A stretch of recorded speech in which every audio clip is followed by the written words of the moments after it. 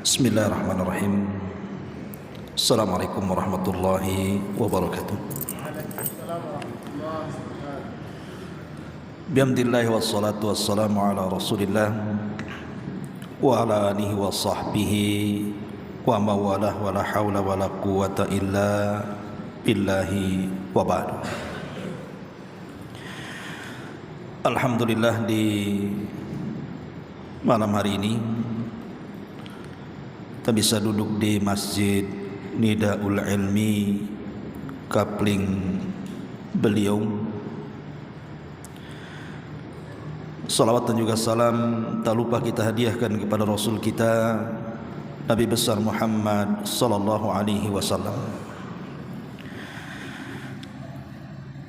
Tema yang kita akan bahas di malam hari ini tentang 6 persiapan atau 6 bekal menuju kematian. Ma'asyiral muslimin yang dimuliakan Allah Subhanahu wa taala, setiap manusia itu ditakdirkan ada akhirnya. Dan akhir itu bukan akhir perjalanannya, tapi boleh jadi itu awal dari perjalanan hidup setelah kematiannya. Dan sebagaimana keyakinan kita kaum muslimin, ada hidup setelah kematian dan ada pertanggungjawaban kita di hadapan Allah Subhanahu wa taala setelah kematian kita. Disitulah pentingnya kita persiapan. Lah persiapan ini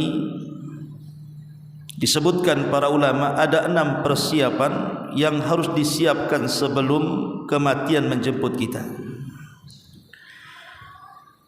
Secara singkat saya akan sebutkan, baru kita jabarkan. Pertama, at-taubatu as-sadiqatu. Sebelum kematian menjemput kita, maka kita harus benar-benar sudah bertobat dengan taubat yang jujur. Kemudian yang kedua, at-tahallulu minal madhalim. Berusaha untuk melepaskan segala bentuk macam kezaliman-kezaliman. Kemudian yang ketiga, qadha'u ad-daini.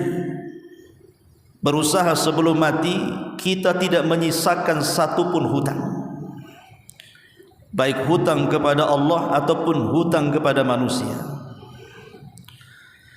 Kemudian yang keempat, kitabatul wasiyah. Berusaha untuk menulis wasiat sebelum kematian. Kemudian yang kelima, as-sadaqatul jariyatu walau bi aqalli al-qalil. Berusaha untuk membekali diri dengan sedekah yang mengalir walaupun jumlahnya tidak banyak. Dan yang terakhir, husnudzan billahi azza wajalla. Sebelum kematian datang, berbaik sangkalah dengan Allah Subhanahu wa taala.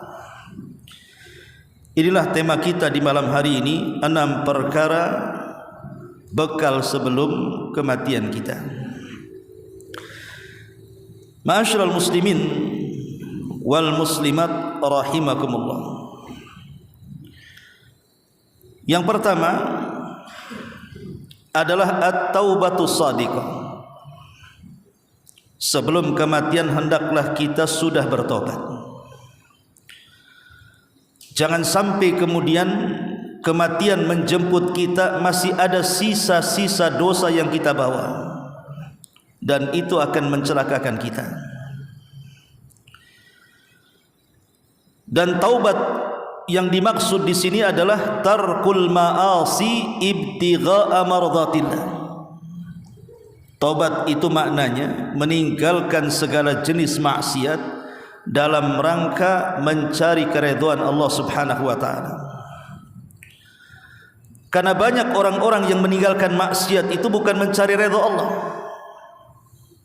Boleh jadi karena perkara-perkara yang lain. Contoh umpamanya, ada orang yang berhenti judi ataupun minum minuman keras, bukan dia tidak mau judi, atau bukan karena dia enggan tidak mau minum minuman keras, karena tidak ada uang untuk membelinya.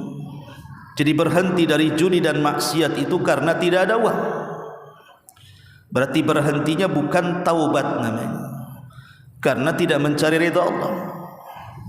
Dan banyak lagi contohnya. Sedikit bicara taubat. Kita tahu bahwa perintah taubat itu fardun 'alal fawr, sebuah kewajiban yang tidak bisa ditunda-tunda. Karena yang namanya kematian itu tidak ada yang tahu. Dia sebuah kepastian, datangnya tanpa pemberitahuan, dan dia bukan akhir dari sebuah perjalanan. Makanya taubat itu hukumnya fardun 'alal fawri, wajib bersegera. Di dalam Al-Qur'anul Karim Allah Subhanahu wa taala berfirman, "Qul ya ibadiyalladzina asrafu ala anfusihim la taqnatu min rahmatillah innallaha yaghfiru dzunuba jami'a innahu huwal ghafurur rahim." Wahai hamba-hambaku yang mereka melampaui batas terhadap diri-diri mereka, jangan putus asa dari rahmat Allah. Artinya sebesar apapun dosa yang kita lakukan, kalau kita datang kepada Allah minta ampunan, dipastikan diampuni. Karena Allah Subhanahu wa taala mengampuni dosa seluruhnya, dan dia adalah zat yang maha pengampun lagi maha pengasih. Inilah seruan Rabbani namanya, seruan Allah Subhanahu wa taala agar kita jangan pernah putus asa dari dosa dan jangan membiarkan dosa. Sebaiknya kalau kita memang dengan syahwat kita terkalahkan, terjerumus kepada dosa, langsung bersegera untuk bertobat. Karena manusia dengan tobat ini ada 4 kelompok. Manusia dengan taubat ini ada 4 kelompok. Kelompok yang pertama, taibun qad salaka tariqal istiqamati fi ummahati ta'ati wa kabairil fawahishi illa annahu la yanfakku anidh dhunubi ta'tari la an amdin walakinnahu yubtala biha fi majari ahwalihi min ghairi an yuqaddam azman alal iqdami alaiha. Yang pertama, orang yang bertobat ini terkadang dia sudah bertobat dari dosa-dosanya, kemudian setelah dia bertobat dia istiqamah, dia terus menjalankan ketaatan kepada Allah dan menjauhi dosa-dosa besar. Akan tetapi terkadang ada fitrah manusia yang tidak bisa dilepaskan, terkadang dia tergelincir. Manusia terkadang tergelincir, walaupun sudah berusaha untuk istiqamah, terkadang tergelincir, tetapi dalam hatinya tidak ada niat untuk melakukannya. Maka ini semulia-mulianya orang yang bertobat. Saya ulangi, orang yang bertobat dan dia berusaha untuk istiqamah. Maksud istiqamah di sini artinya menjalankan ketaatan dan menjauhi segala jenis dosa-dosa besar. Akan tetapi mungkin yang namanya manusia tidak ada yang maksum, satu hari tergelincir kepada dosa. Tapi dosa itu bukan karena keinginannya, boleh jadi karena terkalahkan dengan syahwatnya. Maka orang yang seperti ini, maka taubatnya diterima oleh Allah Subhanahu wa taala, dan inilah tingkatan yang paling tinggi dalam taubat. Karena tidak ada dalam hatinya ingin kembali, cuman terkadang tergelincir. Yang kedua, ada orang yang bertobat ini, mereka sudah bertobat kemudian istiqamah dalam taubatnya. Persis dengan kelompok yang pertama, dia menjalankan kewajiban, menjalankan ketaatan, menjauhi kemaksiatan kepada Allah Azza wa Jalla. Kemudian dia terjerumus kepada kemaksiatan satu waktu, kemudian hatinya penuh penyesalan. Hatinya penuh penyesalan, kenapa saya berbuat dosa padahal saya sudah tobat? Kenapa saya melakukannya? Bukankah saya sudah berjanji untuk tidak melakukannya? Dalam hatinya penuh dengan penyesalan. Maka ini kelompok yang kedua. Karena dalam hatinya ada keinginan untuk maksiat, setelah maksiat dia menyesal. Kalau kelompok yang pertama itu kan tidak ada keinginan kembali. Cuman yang namanya manusia itu terkadang tergelincir satu waktu. Kemudian yang ketiga, ada seorang hamba yang bertobat kepada Allah Subhanahu wa taala, kemudian istiqamah. Tapi istiqamahnya hanya dalam tempo waktu tertentu saja. Setelah itu kemudian syahwatnya mengalahkan dia, akhirnya kemudian dia pun masuk ke kubangan dosa dan terus tidak bertobat kepada Allah Subhanahu wa taala. Maka orang ini orang yang celaka. Orang ini orang yang celaka. Walaupun seandainya ketika dia terus-menerus dalam tobat, kemudian dia pun masih melakukan kemaksiatan, ini namanya mencampur adukan antara maksiat dan tobat. Satu sisi dia sholat, sisi lain dia riba. Satu sisi dia sedekah, sisi lain dia bakhil. Satu sisi mungkin dia puasa, sisi lain dia tukang tipu orang. Ini mencampur adukan namanya antara tobat dan kemaksiatan kepada Allah Azza wa Jalla. Dan yang paling buruk daripada itu adalah orang yang bertobat sesaat istiqomah, sesaat jatuh kepada dosa, dan dosa lebih dominan dibandingkan tobatnya. Inilah manusia menurut para ulama, bagian-bagian daripada orang yang bertobat. Baik, kita kembali ke awal, bahwa di antara persiapan kematian adalah at-taubah as-sadiqah, taubat dengan taubat yang jujur. Tentu ma'ruf ya, syarat taubat itu pertama harus meninggalkan kemaksiatan. Yang kedua harus menyesal kenapa dia bermaksiat.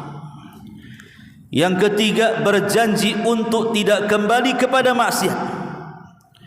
Yang keempat, kalau itu hak orang lain maka harus dikembalikan hak itu kepada orang. Dan yang kelima, di waktu yang masih diterima taubat. Artinya nyawa belum sampai di tenggorokan. Kalau sudah nyawa di tenggorokan, percuma dia bertobat. Inilah yang disebut dengan 5 syarat diterimanya taubat. Abdullah bin Abbas radhiyallahu anhuma mengatakan, innamat taubatu 'ala Allahi lilladzina ya'maluna as-su'a bi jahalatin thumma yatubuna min qarib. Abdullah bin Abbas radhiyallahu anhuma ketika memberikan catatan kepada surah An-Nisa ayat 17, sesungguhnya tobat kepada Allah itu bagi mereka orang-orang yang melakukan sebuah keburukan bijahalah, karena kejahilannya. Summa yatubuna min qarib, kemudian dia pun bertobat kepada Allah Subhanahu wa taala min qarib. Maksudnya min qarib di sini ai qablal maradi wal mauti. Dia bertobat sebelum sakit menyentuh dan kematian datang kepadanya. Dari ayat ini seolah-olah Abdullah bin Abbas radhiyallahu anhuma mengatakan, jangan sampai orang meninggal membawa dosa dan kemaksiatan. Ini yang pertama.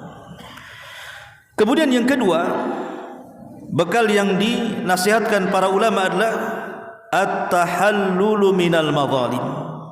At-tahallulu minal madzalim, melepaskan dari segala bentuk kezaliman-kezaliman.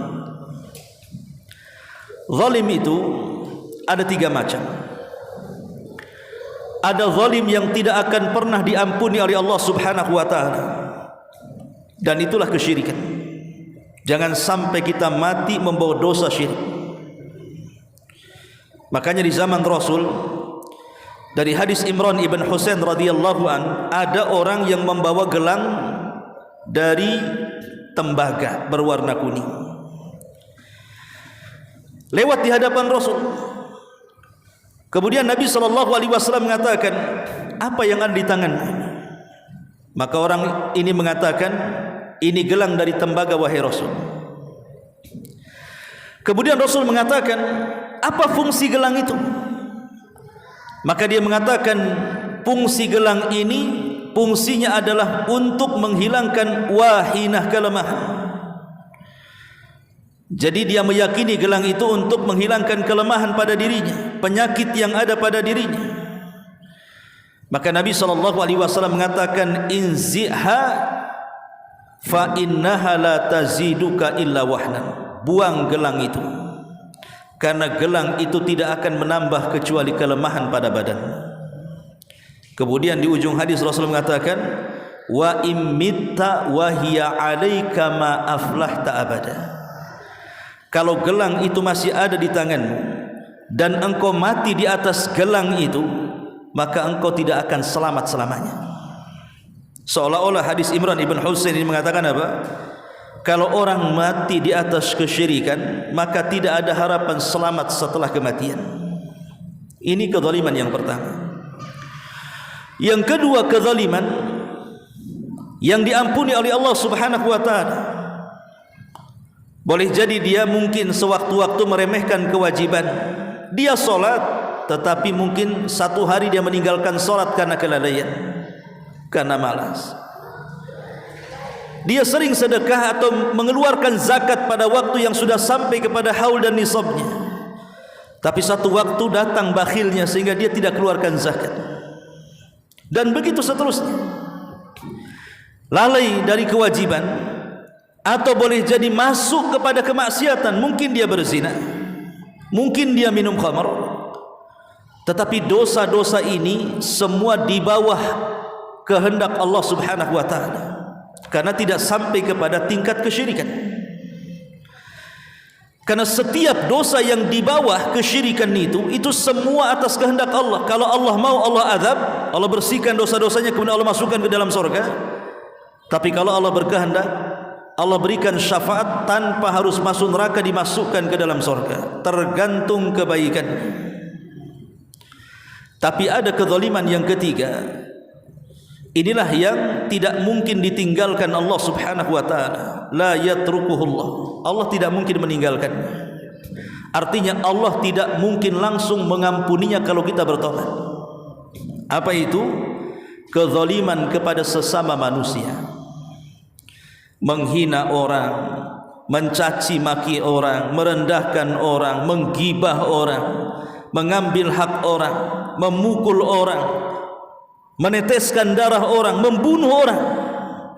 Ini Allah tidak mungkin meninggalkan orang ini. Walaupun dia sudah bertobat, Allah tidak mungkin meninggalkannya. Artinya Allah tidak mungkin langsung mengampuninya. Sampai orang-orang yang dizalimi itu dia redha dan memaafkannya. Makanya Nabi SAW mengatakan, ketika bicara tentang orang yang mengambil tanah orang lain walaupun satu jengkal, apa kata Rasul? Man iqtata'a shibran minal ardi zulman tawwaqahu Allahu iyyahu yaumal qiyamah min sab'i aradin. Siapa yang mengambil sejengkal saja tanah dan itu bukan milik orang lain secara zalim, memang sengaja dia mengambilnya secara zalim, maka kelak pada hari kiamat, maka satu jengkal tanah yang diambil di bumi itu akan dikeruk sampai 7 lapis bumi, kemudian dikalungkan di lehernya. Anda bisa bayangkan satu jengkal ini kalau dikeruk sampai 7 lapis, berapa lori itu? 7 lapis loh ya. Itu dikalungkan di leher kita pada hari kiamat. Ketika dibangkitkan, rupanya ada kalung isinya penuh dengan tanah gandulannya. Itu satu jengkal, cemana satu kapling. Macam mana 1 hektar? Macam mana dia jalan kaki? Ma'asyiral muslimin yang dimuliakan Allah Azza wa Jalla.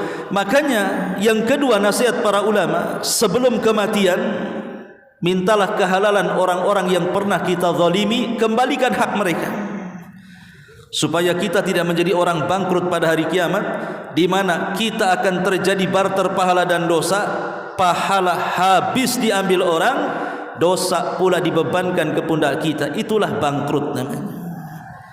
Ini yang kedua, at-tahallul minal madzalim. Yang ketiga, qada'ud daini, bayar hutang. Jangan sampai kemudian saat kita mati ada hutang yang tertanggung pada pundak kita. Nabi SAW dalam hadis Aisyah radhiyallahu anha itu, saking takutnya dengan hutang, Nabi itu selalu berdoa dalam setiap solatnya. Sebelum salam, Rasul mengatakan, Allahumma inni a'udzubika minal ma'tham wal maghram. Itu doa yang selalu dibaca Nabi setelah 4 perlindungan. Kita tahu bahwa tasyahud dalam solat itu kan 2 ya. Ada tasyahud awal, ada tasyahud akhir. Syekh Shalih Fauzan hafizahullah taala menjelaskan dalam fikih salat, beliau mengatakan bahwa bacaan tasyahud awal itu sampai kepada syahadat. Tahiyat sampai kepada syahadat, sampai kepada asyhadu alla ilaha illallah wa asyhadu anna muhammadar rasulullah. Berbeda dengan tasyahud yang terakhir, harus ditambah dengan solawat. Jadi ada tahiyat, ada syahadat, ada solawat. Kenapa ada solawatnya? Sementara tasyahud yang pertama tidak ada solawatnya. Karena setelah solawat itu ada doa. Pertama doa, kita meminta perlindungan dari 4 perkara. Allahumma inni a'udzubika min adzabi jahannam, wa min adzabil qabri, wa min fitnatil mahya wal mamat, wa min fitnatis syarril masihid dajjal. Baru setelah itu berdoalah sesuka kita. Lah Nabi SAW selalu membaca doa ini, Allahumma inni a'udzubika minal ma'tham wal maghram. Ya Allah, aku berlindung kepadamu agar jangan sampai aku terjerumus kepada dosa, dan agar jangan sampai aku terlilit dengan hutang. Aisyah radhiyallahu anha bertanya, Rasul, kenapa engkau selalu berdoa doa itu? Apakah engkau punya hutang? Kenapa engkau selalu mengulang-ulang doa itu? Maka Nabi SAW mengatakan, ya Aisyah, innar rajul idza gharim hadatsa fakadzab wa wa'ada fa akhlaf, kata Rasul. Begini wahai Aisyah, karena seseorang itu kalau dia sudah terlilit hutang, dipastikan 2 perkara ada pada badannya. Pertama, kalau bicara suka dusta, kalau berjanji suka khianat. Percaya antum, orang yang terlilit hutang itu pasti terjerumus kepada 2 perkara ini. Kapan bayar? Bohong dia akhirnya kan, nanti katanya. Nantinya kapan? Minggu depan. Datang minggu depan, ini sudah minggu depan, kapan lagi? Kasihlah 2 hari lagi. Itu kan berdusta namanya. Satu sisi dia berdusta, sisi lain dia berjanji. Minggu depan katanya, berjanji dia. Tapi setelah minggu depan kasihlah 2 hari lagi. Khianat dia. Itulah yang menjadikan Rasul meminta kepada Allah jangan sampai terlilit hutang. Karena orang yang terlilit hutang itu kalau ngomong pasti dusta, dan kalau janji pasti dia khianat. Berdoa-doa ini bukan hanya kita ini sedang terlilit hutang, tetapi orang yang tidak terlilit hutang semoga tidak terlilit hutang. Maka banyak-banyaklah doa seperti ini. Karena orang yang terlilit hutang ini kalau malam hari dia bingung, dia stres, kalau siang hari dia menghilang. Umumnya seperti itu. Malamnya stres, siangnya menghilang. Itulah orang yang terlilit hutang. Malamnya stres, gak bisa tidur. Cemana besok bayar, cemana besok bayar. Besoknya ngadepin debt collector, ngilang dia. Itulah orang hutang. Ma'asyiral muslimin yang dimuliakan Allah Subhanahu wa taala. Kita tahu bahwa ulama membolehkan hutang itu sebenarnya 3 syarat. Kita boleh berhutang, tapi harus ada 3 syarat. Karena Islam itu tidak mengajarkan hutang. Yang pertama, an yakuna al-mustadin aziman alal wafa. Hendaklah orang yang berhutang dia punya keyakinan dia bisa membayar. Kalau tidak punya keyakinan membayar, jangan hutang. Yang kedua, an ya'lam ala dhannihi qudratuhu alal wafa. Yang pertama, bahwa orang yang berhutang itu harus punya niat membayar. Yang pertama, orang yang berhutang itu punya niat membayar. Yang kedua, orang yang berhutang itu dia punya keyakinan dia mampu membayar.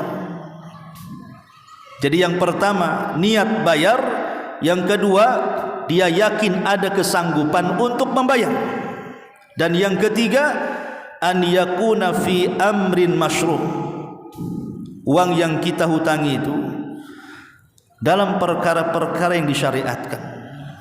Bukan hutang untuk judi, hutang untuk minum-minuman, hutang untuk zina, hutang untuk maksiat, bukan. Dalam perkara-perkara syar'i atau dalam perkara-perkara yang dihajatkan manusia yang bukan keharaman, maka boleh seseorang itu berhutang. Sampai-sampai Ibnu Abdul Bar di dalam kitabnya At-Tamhid jilid ke-23 halaman 236 mengatakan, wad-dainu alladhi yuhbasu bihi sahibuhu anil jannah. Adapun hutang yang menjadikan tertahan orangnya untuk masuk surga, wallahu a'lam, kata beliau, huwallazi qad taraka lahu wafa wa lam yusi bihi. Orang yang punya hutang ketika mati tidak memberitahu, atau qadaru alal ada falam yuaddi, sanggup bayar tapi tak mau bayar sampai dia mati. Inilah kemudian kata Ibnu Abdul Bar rahimahullahu ta'ala. Jadi Rasul kan mengatakan orang yang mati syahid itu kan masuk surga tanpa hisab dan adab, kecuali dia punya hutang. Maka orang yang mati syahid kalau punya hutang tertahan dia masuk surga.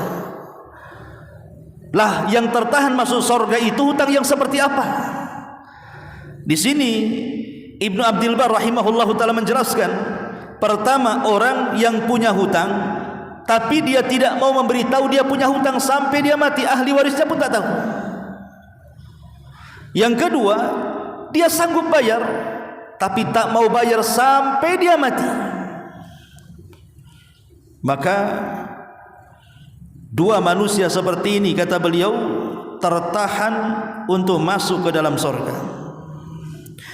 Ma'asyiral muslimin wal muslimat rahimakumullah. Makanya saking bahayanya orang yang hutang tidak dibayar itu, sampai hutang itu dikait-kaitkan dengan kuburan. Satu hari seorang sahabat bergegas datang ke rumah Nabi, kemudian mengatakan, ya Rasulullah, baru saja kami memandikan, mengkafankan jenazah dan sekarang siap disolatkan. Maukah engkau menjadi imam bagi dia? Pertama Rasul tanya, apakah jenazah itu punya hutang? Maka dikatakan, iya, dia punya hutang 2 dirham. Dia punya hutang 2 dirham. Kata Rasul, aku tak mau menyolatinya, suruh orang lain solatkan. Datang seorang sahabat namanya Abu Qatadah radhiyallahu anhu dan mengatakan, ya Rasulullah, solatkanlah saudara kita ini, biar aku yang tanggung hutangnya. Kata Rasul, betul kau akan tanggung? Betul wahai Rasul, aku akan tanggung hutangnya. Akhirnya Rasul pun mau menyolatkan orang tersebut. Keesokan harinya Rasul berjumpa dengan Abu Qatadah. Ya Abu Qatadah, macam mana dengan 2 dirham itu? Sudah kau bayar? Rasul, orang ini baru meninggal kemarin. Belumlah, kan baru kemarin dia meninggal, kata. Kata Rasul, hati-hati ya Abu Qatadah. Kemudian besoknya lagi Rasul bertanya dengan Abu Qatadah, ya Abu Qatadah, macam mana dengan 2 dirham? Sudah kau bayar? Maka Abu Qatadah mengatakan, sudah wahai Rasul. Kata Rasul, al-an barudat qabru, katanya, sekarang sudah dingin kuburannya.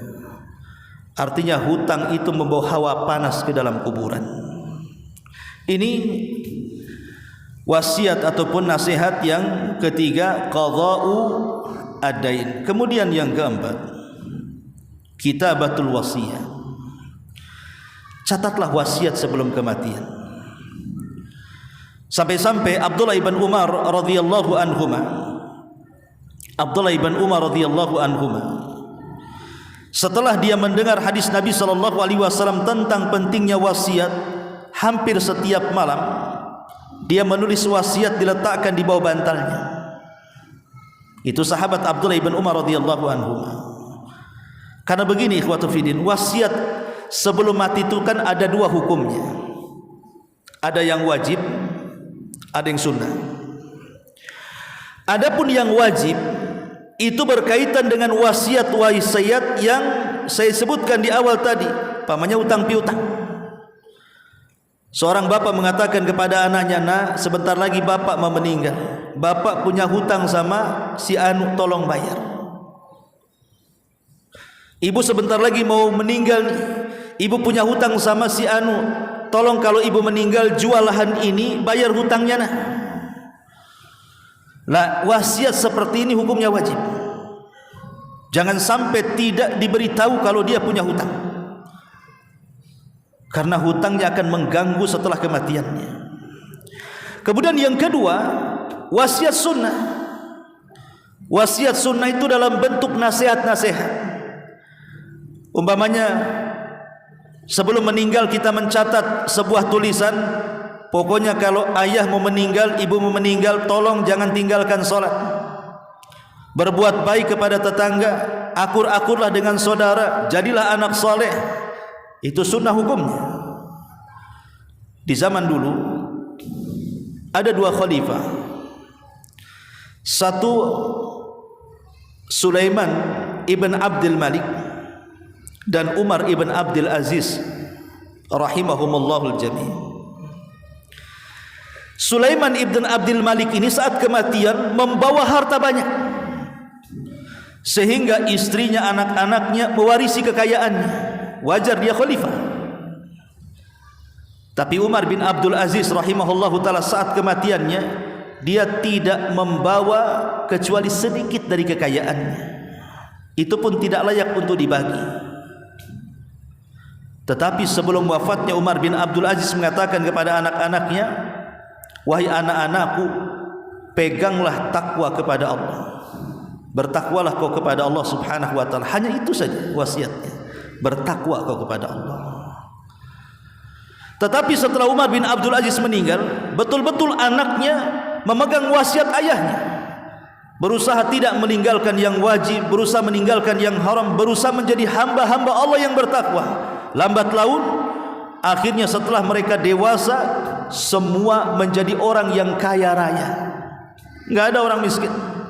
Bahkan satu anak Umar bin Abdul Aziz itu pendana perang, ratusan ribuan unta diserahkan kepada pasukan. Sementara Sulaiman ibn Abdul Malik ini, walaupun ketika mewarisi anak dan istrinya kaya raya, tapi setelah anaknya besar, semuanya menjadi pengemis di jalan raya, menjadi pengemis di pasar-pasar. Inilah rahasia kenapa wasiat takwa, wasiat itu penting saat kematian kan? Karena wasiat ini bisa merubah semuanya. Walaupun hanya mengatakan, nak, sebelum ibu meninggal bertakwa kau kepada Allah. Buktinya anak-anak Umar bin Abdul Aziz memegang wasiat ayahnya. Akhirnya mereka menjadi anak-anak yang soleh dan soleha, anak yang kaya raya dan berbakti kepada orang tua setelah kematian. Jadi jangan remehkan wasiat. Ini yang keempat. Yang kelima, as-sadaqatul jariyah, sedekah yang mengalir. Seorang muslim yang cerdas, tentu dia tidak mungkin merasa kenyang untuk beramal soleh sampai kedua kakinya masuk ke dalam surga. Dan seorang muslim yang cerdas tentu dia akan memilih mana amal saleh yang kalau dilakukan mengalir sampai kematiannya. Salah satunya adalah hadis Nabi SAW, "Idza matal insanu inqata'a 'amaluhu illa min thalathin, shadaqatin jariyah, aw ilmin yuntafa'u bihi, aw waladin salihin yad'u lahu." Apabila anak Adam meninggal dunia, tidak ditinggalkan kecuali 3 perkara: sedekah yang mengalir, ilmu yang bermanfaat, anak yang soleh yang mendoakan orang tuanya. Jadi sedekah yang mengalir ini penting untuk kita cari di dunia itu. Kira-kira apa pahala-pahala yang bisa mengalir setelah kematian kita?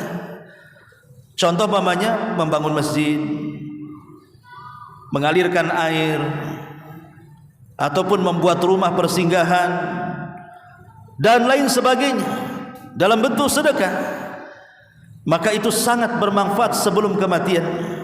Dan yang terakhir tentunya berhusnudzon kepada Allah, berbaik sangka dengan Allah.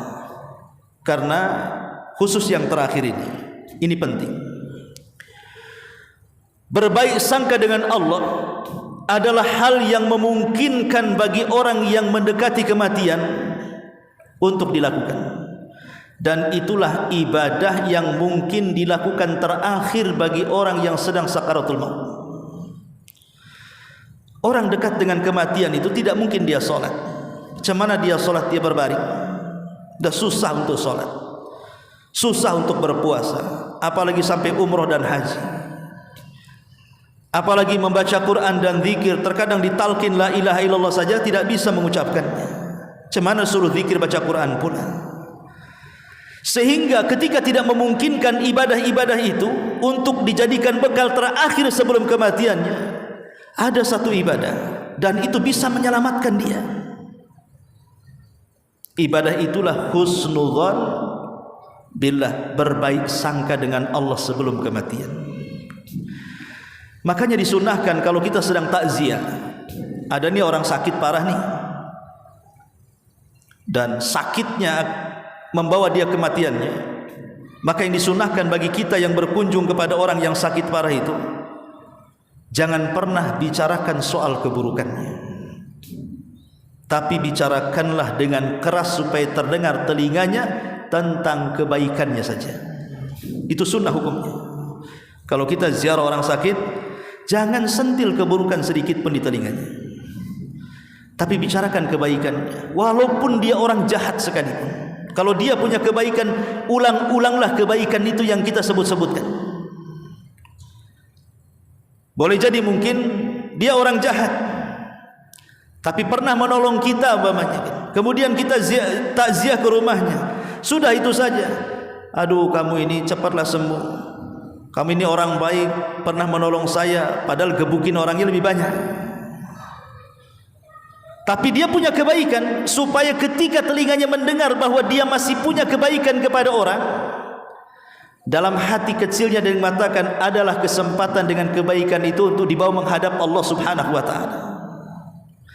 Tapi kalau yang diceritakan itu keburukan, cepatlah sembuh supaya dugem lagi kita, supaya mabok lagi kita, supaya kita maksiat lagi, maka telinga yang merekamnya, karena ketika itu kan terbatas, otaknya tidak bisa berpikir, sehingga yang dicerna, yang didengar itulah, sehingga akhirnya kepalanya penuh dengan maksiat.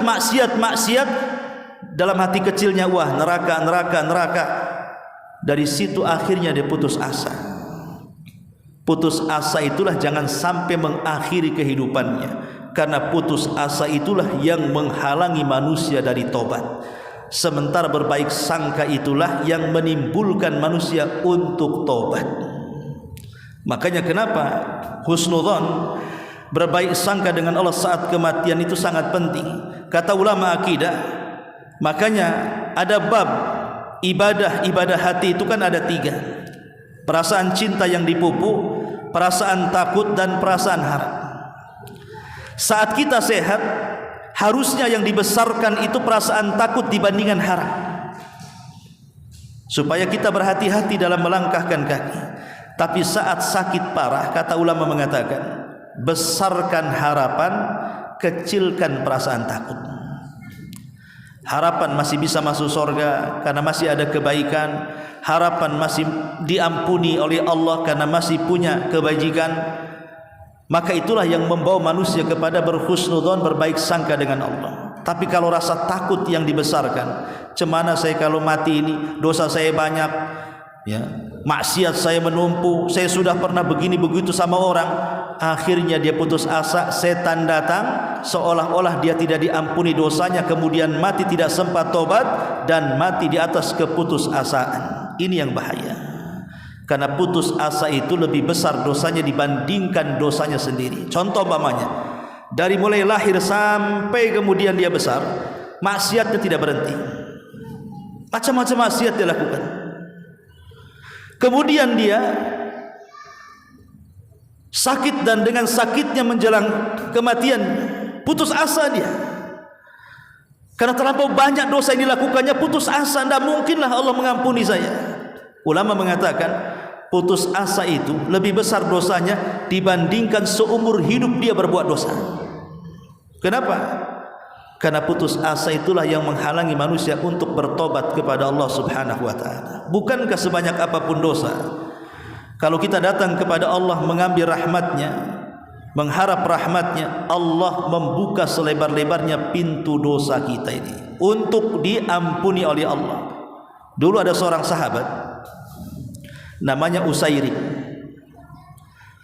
Saat Nabi SAW mengutus Mus'ab ibn Umair berdakwah ke kota Madinah, dia berhasil mengislamkan 2 kepala besar. Pertama pimpinan Aus namanya Sa'ad bin Mu'ad, yang kedua pimpinan Khazraj namanya Sa'd bin Ubadah.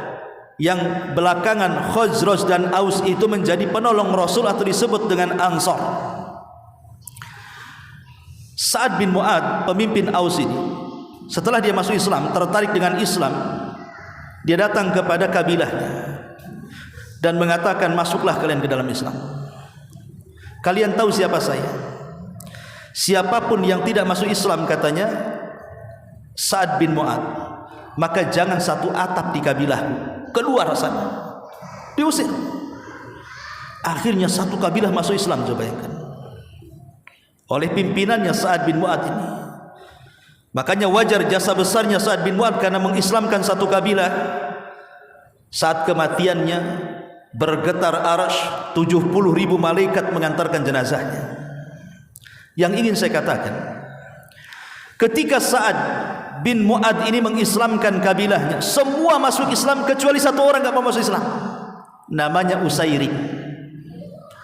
Enggak mau masuk Islam dia, tapi dia tetap hidup di tengah-tengah kabilahnya, tapi tak mau masuk Islam.